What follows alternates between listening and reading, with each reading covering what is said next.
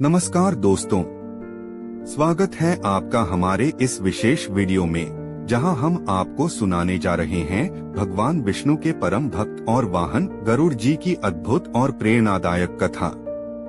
गरुड़ न केवल देवताओं में श्रेष्ठ माने जाते हैं, बल्कि वे शक्ति, भक्ति और पराक्रम के प्रतीक भी हैं। इस कथा में आपको रोमांच, बलिदान और धर्म का अद्भुत संगम देखने को मिलेगा। तो आइए आरंभ करते हैं गरुड़ जी की दिव्य कथा। गरुड़ जी का जन्म महर्षि कश्यप और उनकी पत्नी विंता के पुत्र के रूप में हुआ था।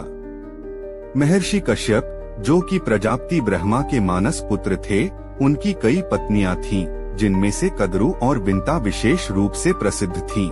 कश्यप मुनि ने अपनी पत्नियों को वरदान दिया कि वे जो चाहें मांग सकती हैं।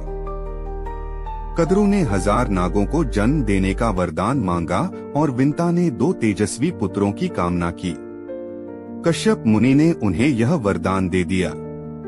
समय आने पर कद्रु के हजारों नाग पुत्र उत्पन्न हुए, जबकि विंता के केवल 2 अंडे उत्पन्न हुए। कई वर्षों तक जब विंता का अंडा नहीं फूटा, तो उन्होंने अधीर होकर एक अंडे को स्वयं फोड़ दिया।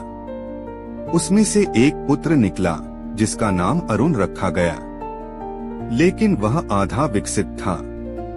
अरुण ने अपनी माता को श्राप दिया कि वे दासी बनेंगी और जब उनका दूसरा पुत्र जन्म लेगा तभी उन्हें मुक्ति मिलेगी।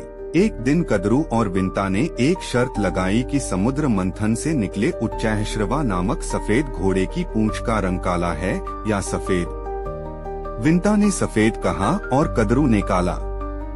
कद्रु ने छल करते हुए अपने नाग पुत्रों से घोड़े की पूंछ पर लिपट जाने को कहा, जिससे उसकी पूंछ काली दिखाई दी। विंता शर्त हार गईं और दासी बन गईं। वे वर्षों तक कद्रु और नागों की सेवा करने लगी, लेकिन उनके मन में एक आस थी कि जब उनका दूसरा पुत्र जन्म लेगा, तब वह उन्हें इस बंधन से मुक्त करेगा। समय आने पर विंता का दूसरा अंडा फूटा और उससे एक दिव्य तेजस्वी पक्षी प्रकट हुआ, जो किसी अग्नि के समान चमक रहा था। यही गरुड़ थे। जब गरुड़ को अपनी माता के दास्ता जीवन के बारे में पता चला, तो उन्होंने नागों से उनकी मुक्ति के लिए शर्त पूछी।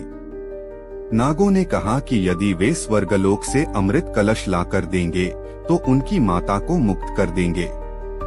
गरुड़ ने अपनी अद्भुत शक्ति का परिचय देते हुए स्वर्ग की ओर प्रस्थान किया। रास्ते में उन्होंने कई देवी देवताओं से युद्ध किया, जिनमें इंद्र, वायु और अग्नि देव भी शामिल थे। गरुड़ ने अपनी चतुराई से स्वर्ग में प्रवेश किया और अमृत कलश लेकर नागों के पास पहुँचे।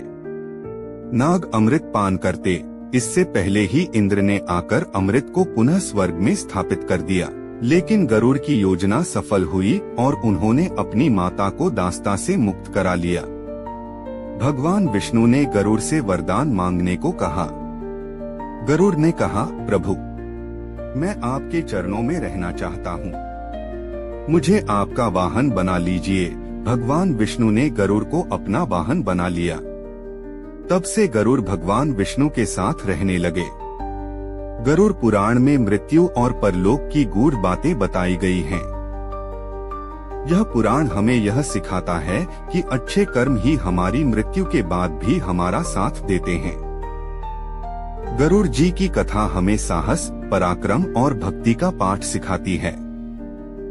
उनकी भक्ति और शक्ति के कारण ही वे भगवान विष्णु के अभिन्न अंग बन गए।